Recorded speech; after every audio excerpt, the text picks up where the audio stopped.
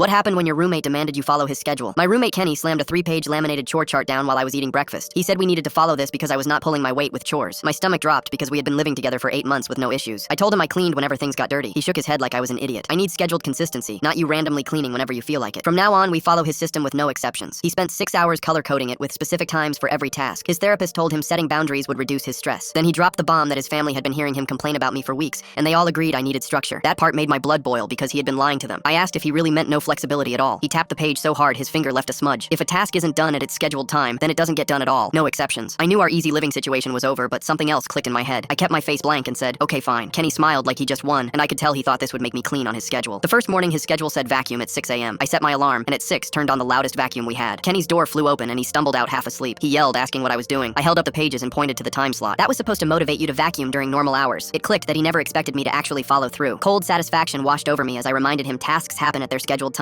He said I was being ridiculous. I repeated his words back. No exceptions or flexibility. His face turned bright red, and he slammed his door so hard, 2 picture frames fell off the wall. I vacuumed every corner for 30 minutes. Kenny was making dinner the next night and knocked over tomato sauce. It spilled everywhere and dripped on the floor. He yelled for me to grab paper towels, but I stayed on the couch. I told him kitchen cleaning was his evening task. This is actively dripping right now. He had raw chicken on his hands and had to watch the sauce drip down the cabinet. His jaw was clenched tight. By the time he cleaned it up, the sauce had stained the floor tile permanently. He scrubbed for 20 minutes, glancing at me, but the silence stretched out. A few nights later, Kenny ran in 15 minutes late for his department dinner looking panicked. He asked if I could take out the trash because his boss was waiting. The trash was overflowing and smelled terrible. Warmth spread through my chest as I looked at the schedule. I told him trash removal was his task. He was already late and practically begged. I said he should have done it earlier. He just stared at me and his mouth opened, but nothing came out. He looked like he might cry as he left the rotting trash there. When he came home, he would not look at me. The next morning, Kenny burst through the door, panicked. His parents just called and were driving in right now for lunch. This was their first time seeing our apartment, and they were paying half his rent. He had been bragging about how responsible he was. He looked around and all the color drained from his face. He asked if we could clean everything right now. I picked up his color-coded masterpiece and said that would violate everything he created. He was nearly shouting, "This is an emergency!" I reminded him there was no emergency clause, and he said no exceptions. His hands started shaking. His parents walked in and his mom stopped dead. Her face went from smiling to horrified. There were crumbs everywhere, and the bathroom had soap scum coating every surface, and dust covered the coffee table. Kenny, why is this place so filthy? Kenny tried to explain we followed a strict system. I jumped in and said we followed it with no flexibility, just like he wanted. His dad picked up the pages and read through the whole thing in silence. He looked up and asked who made this. Kenny could barely get the words out. I did. His mom looked disgusted. We're paying your rent so you can learn responsibility and you're living like this? Kenny tried to argue that having a system was important, but he sounded pathetic. His dad pointed at the grime. This clearly doesn't work. Maybe you're not ready to live on your own. Kenny went white because everything he told them was crumbling. After they left, Kenny was pacing. He said we needed to throw out his plan and go back to normal. I asked if his therapist approved of removing the boundaries he worked so hard to set. He looked desperate. This is different now. I was calm as I reminded him he spent weeks telling his family I was a bad roommate. He went quiet and admitted maybe he exaggerated. I asked what his parents would think if he admitted he made up problems to control me. It hit him that he was trapped because telling the truth meant looking like he created drama over nothing. Kenny begged me to stop following his rules. I said he created this how he wanted it. Fine, then I'm moving out. I reminded him what his parents just said about not being ready. Good luck explaining that.